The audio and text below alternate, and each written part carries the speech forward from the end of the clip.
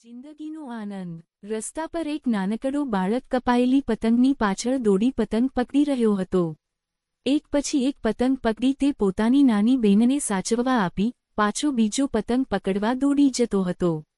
એક એક પતંગ તે જ્યારે પકડતો ત્યારે તેના મોઢા પર એક સોનેરી ચમક દેખાતી અને જ્યારે તે બહેનને પતંગ પકડીને આપતો તે વધુને વધુ ખુશ થતી અને કેટલીક પતંગ થઈ તે ફરી ફરી ગણતી અને રાજી થતી। પતંગ પકડવાનો એક અલગ જ આનંદ તેઓ અનુભવી રહ્યા હતા। ત્યારે ત્યાંથી પસાર થતા એક સમાજસેવકે આ દૃશ્ય જોયું અને તેમને ચિંતા થઈ કે કાગળની આ પતંગ પકડવામાં આ બાળક રસ્તા પર દોડાદોડી કરે છે ત્યાં તેને ઈજા તો ન થાય।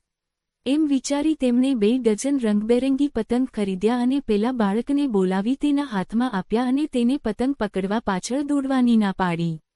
2 ઘડી તો બાળક એક સાથે આટલા બધા પતંગ પોતાને મળી જવાથી રાજી થઈ ગયો અને દોડીને નાની બહેન પાસે ગયો અને બધા પતંગ આપ્યા। એક સાથે આટલા બધા પતંગ પોતાના છે તે જાણી બહેન પણ ખુશ થઈ ગઈ। ભાઈ બહેન પાસે ઘણા બધા પતંગ થઈ ગયા। થોડીવાર સુધી તેનો આનંદ રહ્યો પણ પછી પેલા એક પતંગની પાછળ દોડી તેને પકડવાનો આનંદ યાદ આવવા લાગ્યો। દરેક પતંગની સાથે એક નવી ખુશી એક નવો આનંદ મળતો હતો। બેનના મોઢા પરની ખુશી બાળકને ફરી બીજો પતંગ પકડવા પ્રેરણા આપતી હતી। તે બધું જાણે ગાયબ થઈ ગયું। એક પતંગ જાત મહેનતે પકડવાનો આનંદ અનેરો હતો। આ પતંગ પકડવા જેવું જ આપણા જીવનની ખુશીઓ અને સ્વપ્નાઓના પતંગને પકડવાનું છે। એક પછી એક ખુશી મેળવીએ એક પછી એક સ્વપ્નાઓ પાછળ દોટ મૂકીએ અને જ્યારે તે સાકાર થાય ત્યારે આપણને અને આપણા પ્રિયજનોને જે ખુશી મળે તે અનેરી હોય છે।